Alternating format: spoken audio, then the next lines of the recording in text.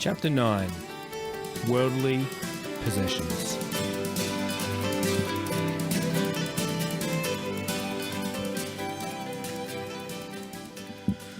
One night in March, there was a baby in barbed wire on the TV. Luca wasn't working late for once, so after dinner we were sitting with him and Annika on the couch, waiting for the news to be over. The news always felt like the longest ad between better shows.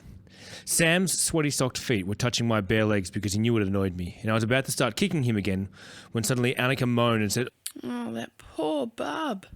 The way she said it, I had to look over and see, and there was a baby in barbed wire right there on the TV. There were mountains and blue sky in the background, and this baby boy in a blue onesie and socks being held by many hands. He looked so calm, like it was all normal, but there were barbs on the fence and his chubby legs looked like they were about to get cut by one of them. The newsreader spoke. A photojournalist has captured that moment, the happy moment, as a member of the Kosovar family displaced by the war are reunited at a refugee camp in Kukules, Albania. The youngest family member is being passed through a barbed wire fence to greet his relatives on the other side, who they thought lost, or worse, had deceased. The footage changed and the newsreader said, "The military action being undertaken to stop President Milosevic's army marks the first time that North Atlantic Treaty Organization, or NATO, has gone to war." Oh, what else is on? Sam whined, but nobody listened. A city skyline came on the screen for a second. It reminded me of the view of Melbourne from high atop Arthur's Seat. And then the whole place lit up like a blinding flash of light. "Geez, would you look at that?" Lucas said, the words rumbling out of him. The next image was rocks and dirt, and then the camera zoomed out, and I realised it was showing us where the skyline had just been.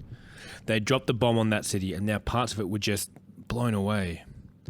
While the NATO bombings are said to be in aid of civilians trapped by the fighting between Kosovo Liberation Army and Yugoslavian security forces, many have criticised Western and NATO intervention and highlighted that without authorisation from the UN Security Council, the bombings are illegal.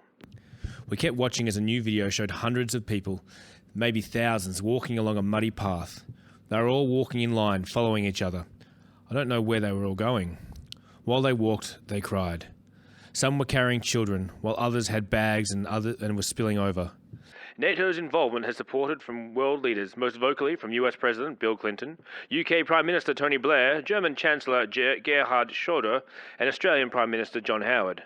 The reporter paused and an image of the baby in barbed wire came back before they continued. But NATO's peaceful intervention has also resulted in hundreds of deaths and created thousands more refugees and displaced persons. Those still able are now walking across the border into Albania, carrying all their worldly possessions in their arms and on their backs as they flee Serbian forces and the unsanctioned bombings. "What is this world coming to?" Luca asked, but he didn't expect an answer from anyone. Annika rubbed the bump on her belly and she blinked back tears and then said, "Change channel." And so we did.